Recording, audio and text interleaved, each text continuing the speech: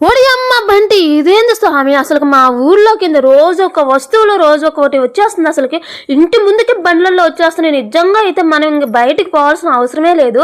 ఇన్ని రోజులు ఏంటంటే రోజు ఏదో ఒకటి వస్తువులు లేదంటే దోసపెనాలు ముగ్గు పిండి రంగులు అనేటివి వచ్చాయి. ఈ రోజైతే తినేటివి వచ్చేసాయి డైరెక్ట్గా.